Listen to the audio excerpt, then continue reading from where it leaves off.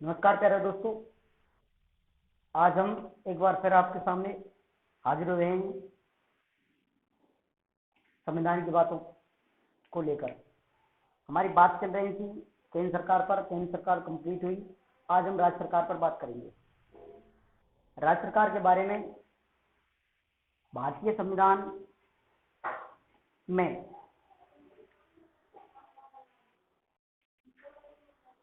भाग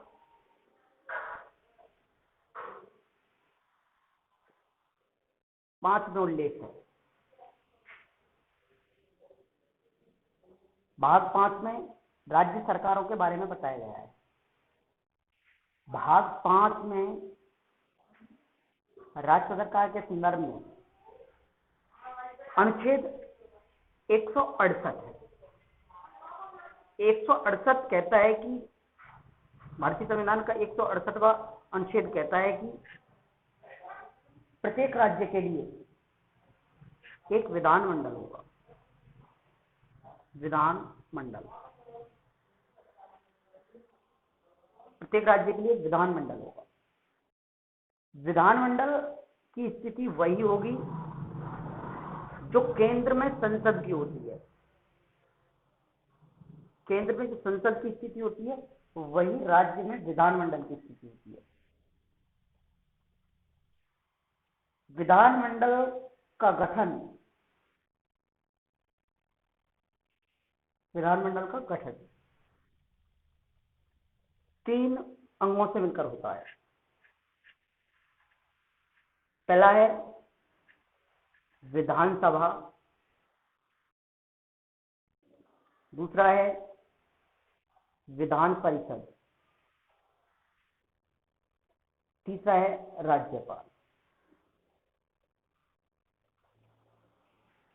अधिकतर राज्यों में, हमारे देश में अधिकतर राज्य एक सदनात्मक है। एक सदनात्मक है।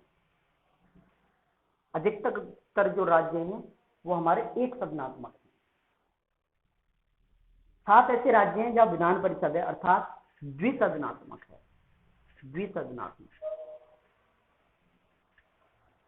द्विसदनात्मक 7 राज्य हैं। एक सदनात्मक अधिकतर राज्य हैं। यदि हम विधानमंडल की बात करें तो विधानमंडल का उल्लेख भारतीय संविधान के अनुच्छेद 168 में है और इसमें कहा गया है कि भारत के प्रत्येक राज्य में एक विधानमंडल होगा और वह विधानमंडल, भारत का प्रत्येक राज्य में एक विधानमंडल होगा और उस विधानमंडल में विधानसभा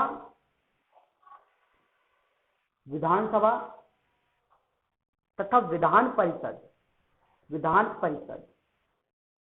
ये 2 सदन होंगे। ये 2 सदन होंगे और एक इसका अन्य अंग होगा, वो होगा राज्यपाल। तो अधिकतर राज्यों में, हमारे जो अधिकतर राज्य है उनमें केवल विधानसभा है, यानी एक सदनात्मक है। एक सदनात्मक याद रखिए, जहां एक सदन है वह एक सदनात्मक कहलाता है। और भारत के 7 ऐसे राज्य हैं जो द्विसदनात्मक हैं। द्विसदनात्मक का मतलब है जहां 2 सदन हैं, यानी विधानसभा भी हो और विधान परिषद भी हो। यदि हम और बात करें, विधानसभा के गठन की बात करें, विधानसभा के गठन के बारे में क्या कहा गया है संविधान में। विधानसभा पर बात करें, विधानसभा, सबसे पहले तो हमें यह याद रखना है, जो विधानसभा है वह किसी भी विधानमंडल का प्रथम सदन है। कौन सा सदन? प्रथम सदन है। यह इसका उपनाम है।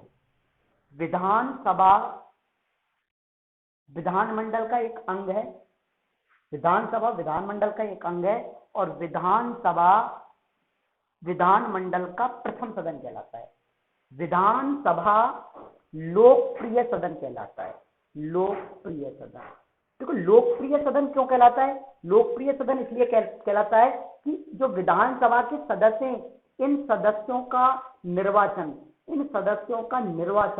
निर्वाचन प्रत्यक्ष रूप से जनता द्वारा होता है, क्योंकि जनता प्रत्यक्ष रूप से जिन सदस्यों को चुनती है तो जनता अपने लोकप्रिय सदस्य को ही चुनेगी, लोकप्रिय सदस्य को ही चुनेगी। इसलिए विधानसभा कैसा सदन कहलाता है? लोकप्रिय सदन कहलाता है। ये तो इसके उपनाम रहे। यदि हम अनुच्छेद की बात करें, अनुच्छेद 170 में इसका उल्लेख है, विधानसभा का उल्लेख 170 में है।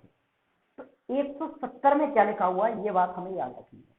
अनुच्छेद 170 कहता है कि किसी भी राज्य में विधानसभा के जो सदस्य हैं, सदस्यों की जो संख्या है, किसी भी राज्य के विधानसभा के सदस्यों की संख्या, विधानसभा के सदस्यों की संख्या अधिकतम तो 500 हो सकती है और न्यूनतम 60 हो सकती है। ये बात याद रखिए कि विधानसभा में अधिकतम सदस्य सभी संख्या हो सकती है 500 और न्यूनतम हो सकती है 60। ये बात हमें याद रखनी है। यदि हम राजस्थान की बात कर लें तो राजस्थान में विधानसभा 200 है, विधानसभा के सदस्य कितने हैं? 200 है। ये बात हमें याद रखनी है कि भौगोलिक क्षेत्र के आधार पर निर्वाचन क्षेत्र में बांटा जाता है। ये जो 200 हैं ये भौगोलिक क्षेत्र के आधार पर, भौगोलिक क्षेत्र के आधार पर बांटा जाता है। किसके आधार पर बांटा जाता है? भौगोलिक क्षेत्र के आधार पर। एक कंडीशन ये भी याद रखनी है हमें कि एक विधानसभा के सदस्य, जो एक विधानसभा का सदस्य है, वह कम से कम 75,000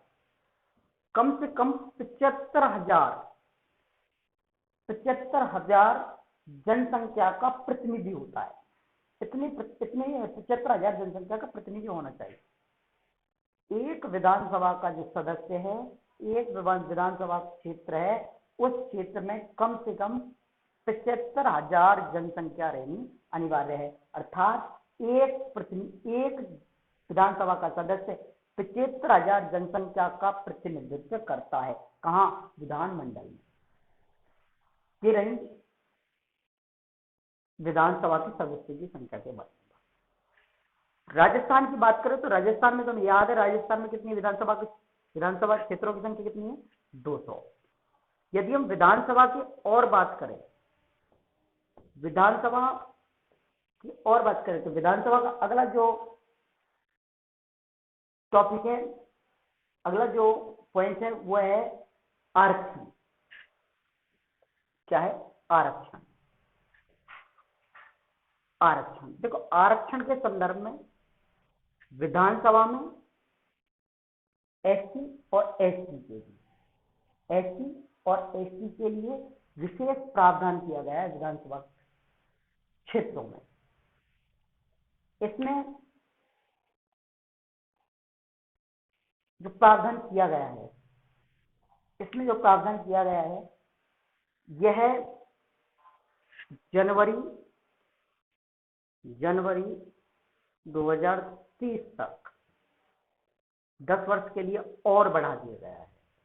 आरक्षण व्यवस्था 10 वर्ष के लिए और बढ़ा दी गई है। कौन सी व्यवस्था? आरक्षण व्यवस्था। यदि आरक्षण की और बात करें, यदि राज्यपाल को लगे कि राज्य में आंग्ल भारतीय के लिए, एंग्लो इंडियन के लिए पूर्ण प्रतिनिधित्व नहीं मिल रहा है, पूर्ण प्रतिनिधित्व प्राप्त नहीं हो रहा है, पूर्ण सम्मान प्राप्त नहीं हो रहा है, तो राज्यपाल उस राज्य में एक आंग्ल भारतीयों को मनोनीत कर सकता है। क्या कर सकता है? मनोनीत। ये बात हमें याद रखनी है। आरक्षण के संदर्भ में ये बात हमें याद रखनी है। और यदि राज्यपाल को ऐसा लगता है तो ही करेगा, अगर नहीं लगता है कि यहाँ एंग्लो इंडियन नहीं है या एंग्लो इंडियन का प्रतिनिधित्व नहीं चाहिए, तो ये कोई जरूरी नहीं है कि राज्यपाल अनिवार्य रूप से मनोनीत करे। ये कोई जरूरी नहीं है। यदि राज्यपाल को लगे तो ही वे एक सदस्य मनोनीत करेगा। अगर हम बात करें अगले पॉइंट पर, निर्वाचन पद्धति पर बात करें, निर्वाचन पद्धति, निर्वाचन पद्धति, निर्वाचन पद्धति के संदर्भ में, निर्वाचन पद्धति है जो विधानसभा के सदस्यों का जो निर्वाचन होता है वह निर्वाचन वयस्क मताधिकार, वयस्क मताधिकार, मताधिकार से होता है। अर्थात भारतीय जनता द्वारा प्रत्यक्ष रूप से वयस्क मताधिकार के द्वारा भारतीय जनता द्वारा क्या किया जाता है, प्रत्यक्ष रूप से वयस्क मताधिकार द्वारा विधानसभा के सदस्यों का निर्वाचन किया जाता है।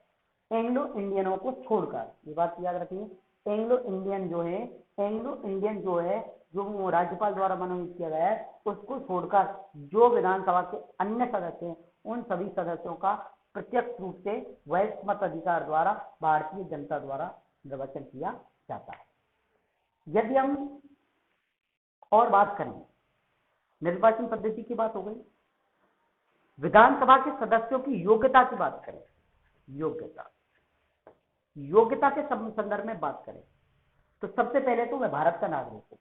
नंबर एक बात तो ये याद रखिए, उसकी उम्र 25 वर्ष न्यूनतम, कम से कम 25 वर्ष हो, न्यूनतम 25 वर्ष हो, वह भारत का नागरिक हो, उसकी उम्र 25 वर्ष हो, वह किसी लाभ के पद पर ना हो, लाभ के पद पर ना हो, भारत का नागरिक हो, उसकी न्यूनतम आयु 25 वर्ष हो, वह किसी लाभ के राज्य सरकार या केंद्र सरकार के अधीन किसी लाभ के पद पर ना हो, वह किसी न्यायालय द्वारा दिवालिया या पागल घोषित नहीं किया गया हो, वह किसी न्यायालय द्वारा दिवालिया पागल घोषित नहीं किया गया हो, तथा वह संसद तथा राज्य की, देखो दिवालिया पागल घोषित नहीं किया गया, याद रखेंगे, दिवालिया या पागल घोषित नहीं किया गया हो, या वह संसद या राज्य की विधानमंडल है, जो विधानमंडल, राज्य का जो विधानमंडल है, संसद या विधानमंडल द्वारा जो विधानसभा के सदस्य के लिए योग्यता बनाई गई है उस योग्यता का पालन करता हो। यदि ये बातें हैं तो वह सदस्य किसके योग्य है, विधानसभा के सदस्य के योग्य है। भारत का नागरिक हो, उसकी न्यूनतम आयु 25 वर्ष हो, वह किसी लाभ के पद पर ना हो, राज्य सरकार या केंद्र सरकार के अधीन, तथा वह किसी भी न्यायालय द्वारा दिवालिया या पागल घोषित नहीं किया गया हो, वह संसद या राज्य के विधानमंडल द्वारा बनाए गए जो विधानसभा के सदस्य की योग्यता है उन योग्यताओं का क्या करता हो, पालन करता हो, उन योग्यताओं का पालन करता हो। यदि ऐसा सदस्य है तो वह विधानसभा के सदस्य के रूप में निर्वाचित हो सकता है, या वह विधानसभा के सदस्य के रूप में चुनाव लड़ सकता है। ये बात हमें याद रखनी है। यदि हम ये बात करें कि वह अगर सदस्य चुन लिया गया तो उसकी सदस्यता कब भंग हो सकती है, यदि यह बात करें तो सबसे पहले तो यह बात याद रखेंगे कि उसकी सदस्यता कब भंग हो सकती है। उसकी सदस्यता भंग हो सकती है यदि वह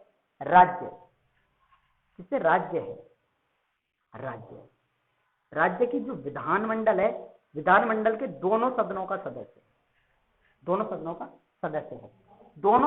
सदस्य है तो एक सदन से उसे त्याग पत्र देना होगा, दोनों सदनों का सदस्य नहीं रह सकता, एक सदन का त्याग पत्र देना होगा। एक सदन का जब त्याग पत्र देगा, त्याग पत्र देने के बाद ही दूसरा सदन का वह सदस्य बना रहेगा। अगली कंडीशन की यदि बात करें हम, यदि वह विधानमंडल की बिना अनुमति के, विधानमंडल की बिना अनुमति के 60 दिन तक अनुपस्थित रहता है, यदि ऐसा सदस्य जो निर्वाचित हो चुका है और निर्वाचित होने के बाद सबसे पहले तो बात यह है कि उसको यह बात याद रखनी है, वे किसी भी संसद हो या विधानमंडल हो, संसद या विधानमंडल किसी भी दो सदनों का एक साथ सदस्य नहीं रह सकता। एक सदन से त्यागपत्र देना होगा। जैसे हाल ही में देखा होगा तुमने, कुछ दिन पहले यूपी के सीएम योगी आदित्यनाथ, यदि विधानमंडल में 60 दिन अनुपस्थित रहता है बिना अनुमति के, तो ऐसे सदस्य की सदस्यता क्या कर दी जाएगी, ऐसे सदस्य की सदस्यता समाप्त कर दी जाएगी। यदि किसी सदन का सदस्य हो चुका है, यदि वह सदन का सदस्य हो चुका है, सदन का क्या हो रह चुका है, सदस्य हो चुका है, सदस्य रह चुका है, सदस्य रहने के बाद में यह मालूम चलता है कि वह किसी एक योग्यता का पालन नहीं कर रहा, तो उसकी इस स्थिति में भी क्या कर दी जाएगी, सदस्यता भंग कर दी जाएगी। ये बात याद। 3 स्थितियों में विधानसभा के सदस्य की सदस्यता भंग की जाती है। पहली स्थिति तो यह है कि वह किसी भी 2 सदनों का एक साथ, किन्हीं भी 2 सदनों का एक साथ क्या नहीं रह सकता, सदस्य नहीं रह सकता, किन्हीं भी 2 सदनों का एक साथ सदस्य नहीं रह सकता। यदि वह किसी 2 सदनों का सदस्य है तो उससे क्या करना पड़ेगा, त्याग पत्र देना पड़ेगा।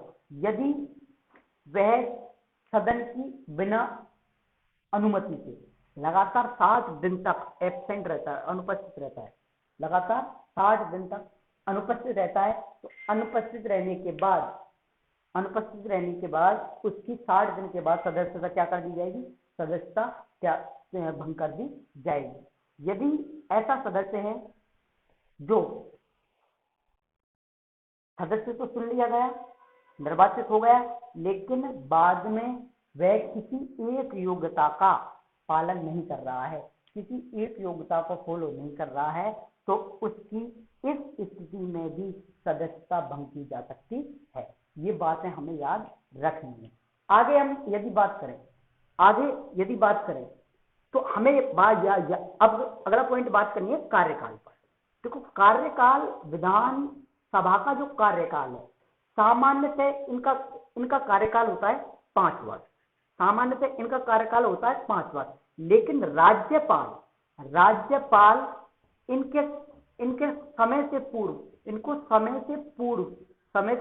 भी भंग कर सकता है। अर्थात सामान्यतः विधानसभा का कार्यकाल होता है 5 वर्ष, सामान्यतः विधानसभा का कार्यकाल होता है 5 वर्ष, इसको राज्यपाल 5 वर्ष यानी समय से पूर्व भी भंग कर सकता है। अब प्रश्न ये बनता है कि विधानसभा का जो कार्यकाल है, इस कार्यकाल में राज्यपाल समय से पूर्व भंग कर सकता है। इसका मतलब इसके कार्यकाल को घटा दिया जाने का मतलब समय से पहले ही समाप्त कर देंगे तो घट गया कार्यकाल। तो क्या विधानसभा का जो कार्यकाल है, क्या विधानसभा का कार्यकाल बढ़ भी सकता है? प्रश्न ये है। तो याद ये रखेंगे, विधानसभा का कार्यकाल बढ़ सकता है। कैसे बढ़ेगा? यदि देश में संकट काल चल रहा है, क्या चल रहा है? संकट काल। यदि देश में संकट काल चल रहा है, याद रखेंगे संकट काल। यदि देश में संकट काल चल रहा है और संकट काल के समय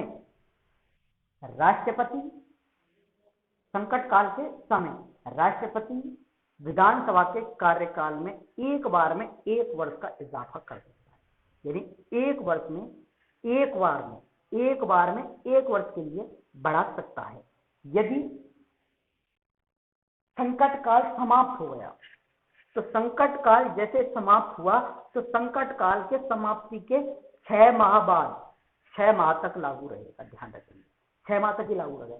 जैसे आज हमने किसी भी विधानसभा का कार्यकाल 1 वर्ष के लिए बढ़ाया है और कल जैसे ही संकट काल हट गया, यानी जो इमरजेंसी है, जो आपातकाल लगी हुई है, आपातकाल कल जैसे हट गई, तो जब 1 वर्ष तक नहीं रहेगा, फिर वह 6 माह की अवधि तक रह सकता है। तो कार्यकाल के संदर्भ में हमने 2 बात की है, दोनों बात हमें याद रखनी है।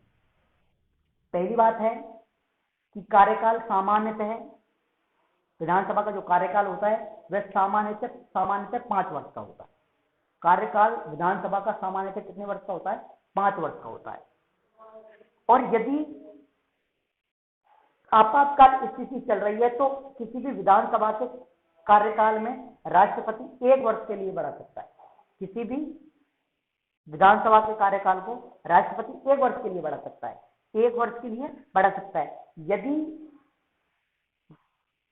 जो आपातकाल है, आपातकाल हट गई है तो आपातकाल हटने से 6 माह तक ही बढ़ा हुआ कार्यकाल रहेगा, उससे ज्यादा कार्यकाल नहीं रहेगा। ये बात हमें याद रखनी है कि एक बार में राष्ट्रपति एक बार में 1 वर्ष के लिए बढ़ा सकता है। बढ़ा कितनी भी बढ़ सकता है, लेकिन एक बार में 1 वर्ष के लिए ही बढ़ाएगा। ये बात हमें याद रखनी है।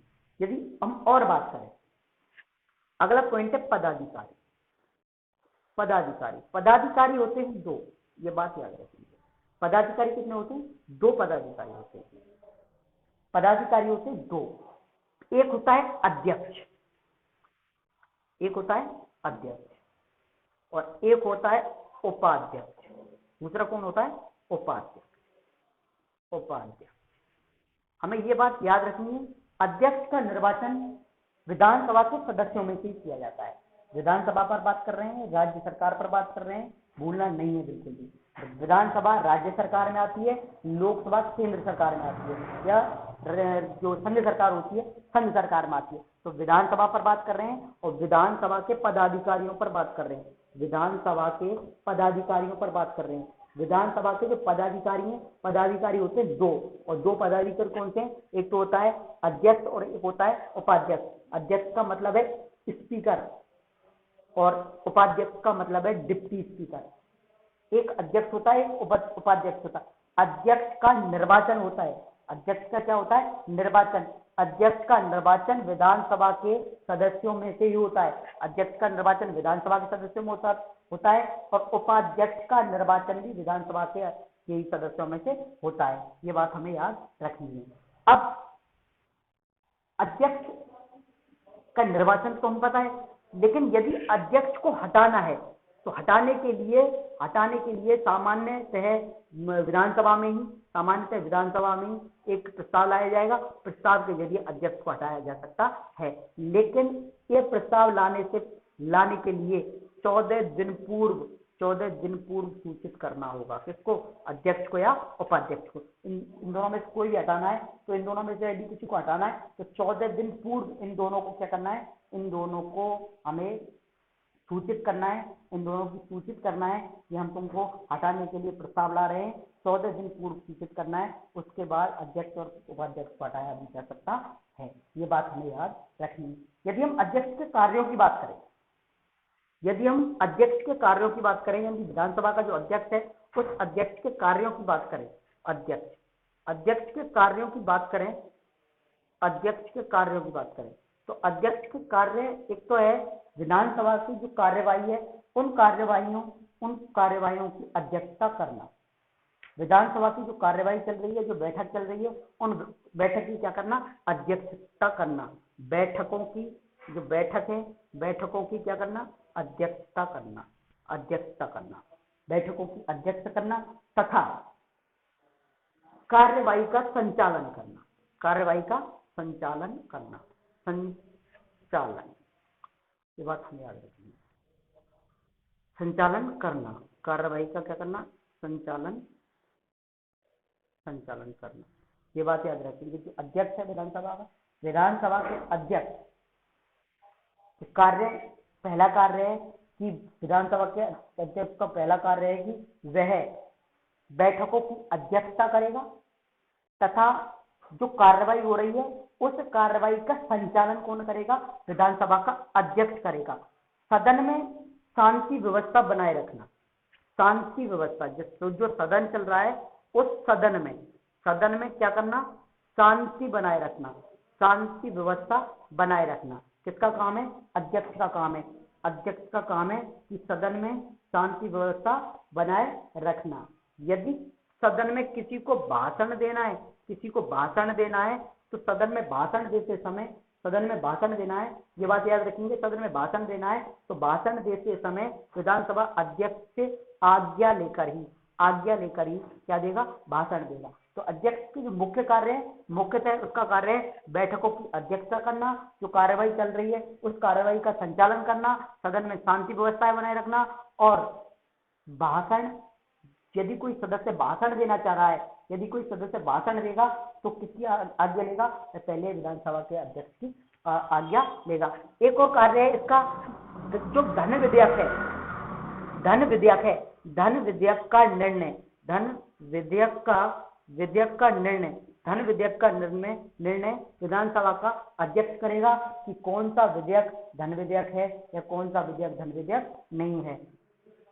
आगे यदि बात करें हम, अगला देखो, पहला कार्य बैठक की अध्यक्षता करना, कार्यवाही का संचालन करना, सदन में शांति व्यवस्था बनाए रखना, भाषण के लिए आज्ञा देना, भाषण के लिए आज्ञा देना, कौन सा विधेयक धन विधेयक है या नहीं है ये बात रखना, ये बात बताना कि कौन सा विधेयक धन विधेयक है या नहीं है। अगली हम बात करें तो आगे विधानसभा के अध्यक्ष का जो कार्य है वह कार्य है कि जो पटल पर भाषण दिए गए, पटल पर यानी जो सदन में भाषण दिए गए, उन भाषणों में यदि गैर संवैधानिक शब्दों का या गैर संसदीय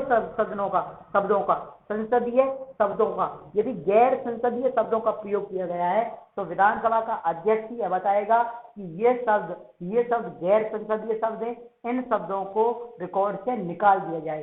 तो ये सभी काम कौन करता है? ये सभी काम करता है विधानसभा का अध्यक्ष। विधानसभा के अध्यक्ष के बारे में एक बात तो याद रखेंगे, विधानसभा के अध्यक्ष के बारे में एक बात तो याद रखेंगे कि दल बदल के जो नियम है, दल बदल के जो निर्णय, दल बदल के जो निर्णय है, उन निर्णयों का उनका निर्णय भी कौन देगा? विधानसभा का अध्यक्ष देगा। दल बदल से संबंधित निर्णय, उन निर्णयों को भी, ये दल बदल इसने किया है कि दल बदल के आधार पर इसकी सदस्यता समाप्त होगी या नहीं होगी। किसी ने दल बदला है तो दल बदलने के बाद इसकी सदस्यता समाप्त होगी या नहीं होगी, यानी यह विधानसभा का सदस्य रहेगा या नहीं रहेगा, यह निर्णय कौन करेगा? विधानसभा का अध्यक्ष करेगा। आगे एक बात और याद रखेंगे, ध्यान ये रखनी है हमें कि सामान्यतः जो विधानसभा का अध्यक्ष होता है, सामान्यतः विधानसभा का जो अध्यक्ष होता है वह अध्यक्ष, सामान्यतः जो विधानसभा का अध्यक्ष है वह अध्यक्ष सामान्यतः मत नहीं देता, लेकिन जब निर्णायक कास्टिंग वोट होती है यानी निर्णायक मत कौन देता है? निर्णायक मत देता है विधानसभा का अध्यक्ष। तो आज ये हमने विधानसभा के ऊपर बात की है, लगभग विधानसभा से संबंधित जो भी सामान्य जानकारी है हमने सामान्य जानकारी प्राप्त कर ली है। आगे पढ़ेंगे हम विधान परिषद से संबंधित सामान्य जानकारी प्राप्त करेंगे। उम्मीद है कि यह क्लास आपको बहुत लाभ पहुंचाएगी। यदि आपको ये क्लास अच्छी लगी हो तो इसको शेयर करें, चैनल को अधिक से अधिक सब्सक्राइब करें और लाइक करें, कमेंट करें। Thank you.